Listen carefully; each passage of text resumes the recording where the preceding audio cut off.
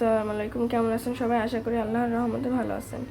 এই যে আজকে আমার মা খিচুড়ি রান্না করছে। সবার খাওয়া দাওয়া শেষ, এখন 11টা বাজে। আজকে শনিবার, তাই একটু লেট করে উঠলাম। কালকে থেকে আবার তাড়াতাড়ি উঠতে হবে, স্কুল কোচিং সব স্টার্ট হয়ে যাবে।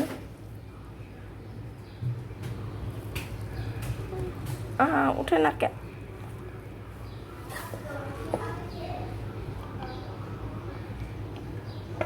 যদি আমার কোচিং আছে আজকে 12:45-এ, আমার বাসা থেকে 12:30 বের হতে হবে।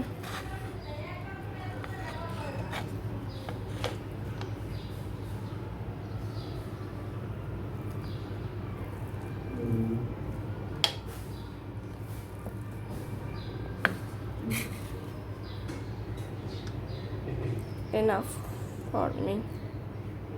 টুকুস টুকুস। গ্যাসের অবস্থা দেখছেন? 12টা বাজে, গ্যাস না একদম ফুল স্পিডে দেওয়া। এটা তো লো করলে আই গেস পাওয়া যাবে না। এই দেখেন হাইতে এই অবস্থা। দেখুন না, আই গেছে, কিছুক্ষণ পর আসবে।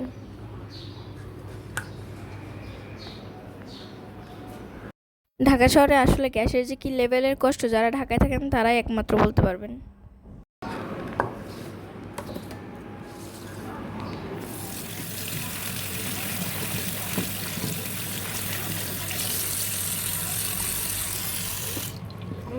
এখনো গরম আছে।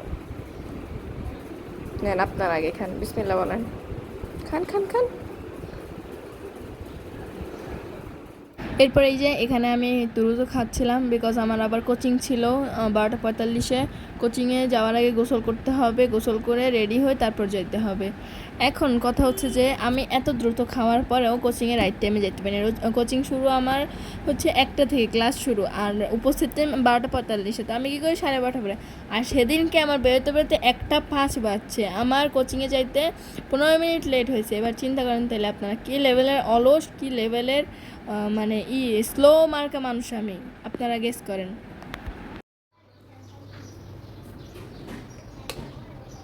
এই যে আম্মু সুন্দর করে বিছানা গুছাইছে।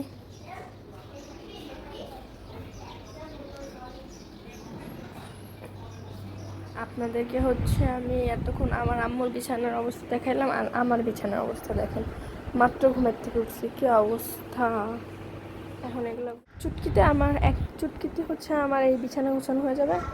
দেখেন তাইলে 3, 2, 1 অ্যান্ড স্টার্ট। হ্যাঁ হ্যাঁ, এক চুটকিতে আমার বিছানা গুছানো শেষ। বিছানাটা গুছানো থাকলে আম্মু আর চিল্লাচিল্লি করে না, কারণ পুরো রুমটা তখন গুছানো লাগে, আর আমারও দেখতে ভালো। আজকে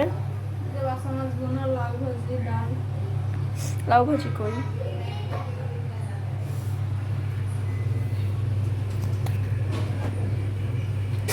এটা কি তেল চুয়াচ্ছ?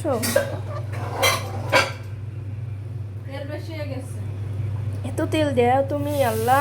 এই জন্যই তোমার তরকারি মজা হয় এত।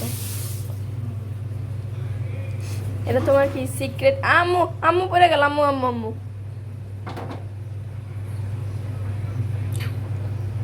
যা।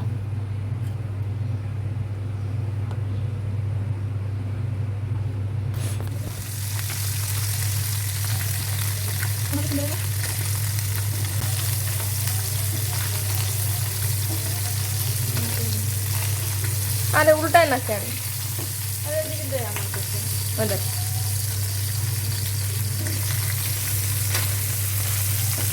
দেখছেন গাইস, আম্মুরটা কি সুন্দর উল্টায়, আর আমার তো উল্টাই না।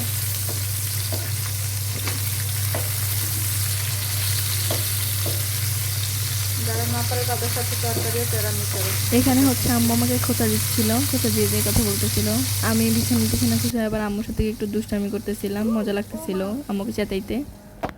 এরপর কোচিং থেকে এসে সবাই মিলে চলে গেছিলাম মেট্রো রেল দেখতে। দেখতে না, গ্রাম থেকে একটা দাদি আসছিল, তাকে নিয়ে ঘুরাইতে। আমি, আমার 2টা ছোটো ভাই, ছোটো চাচু আর দাদি, এই 4জন মিলে গেছিলাম ঘুরতে। আমি এর আগেও যদিও দেখছি মেট্রো রেল, কিন্তু মেট্রো রেলে সব কিছু ভালো লাগলেও আমার কাছে হচ্ছে এই যে দাঁড়াই থাকতে হয়, খুব প্যারা লাগে এই জিনিসটা। আমি নর্মালি সব কিছু ভালো লাগে। মেট্রো রেলে ওঠার টাইমে একটা ক্লিপ নিব, কিন্তু আনফর্চুনেটলি সেটা নিতে পারি না। এত মানুষ আর এত ভিড় ছিল, কি বলবো, সেরকম আর ক্লিপ নেওয়া হয়নি না। নামার টাইমেও নিতে পারিনি, কারণ হচ্ছে এই যে এরকম ছিল, মানে প্রচুর ভিড় ছিল।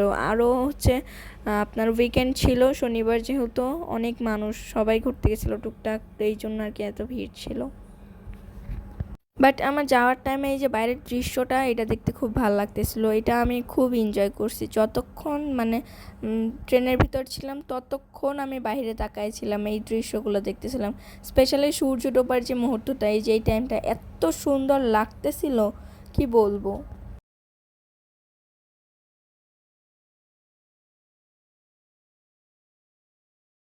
এরপর এই যে স্টেশন থেকে বের হয়ে যাচ্ছিলাম সবাই, স্টেশন থেকে বের হয়ে দিয়াবাড়ি চলে যাই, সেখানে টুকটাক ফুচকা টুচকা খায় দেন আমরা ব্যাক করে। সেই ক্লিপগুলো আর নেওয়া হয়নি, আসলে মনে থাকে না, নতুন নতুন ইউটিউবার তো হইলে আর কি যা হয়। প্যারা নাই, পুরাতন হয়ে গেলে তখন সব কিছু মনে থাকবে, সব কিছু আপনাদেরকে দেখাবো। হ্যাঁ হ্যাঁ, দুষ্টামি করলাম। এরপরে যে আপনারা দেখতে পারবেন এখান থেকে নামার পরে একটা মহারাজাকে দেখতে পাবো। মহারাজাটা কি সুন্দর করে রাস্তার মধ্যে বসে আছে, কেউ তাকে সরাচ্ছে না, কিচ্ছু বলতেছে না, খুব ভালো লাগতেছিল আমার দেখতে। এই যে সেই মহারাজা। সবাই সুস্থ থাকবেন, ভালো থাকবেন, আমাদের জন্য দোয়া করবেন। আল্লাহ হাফেজ।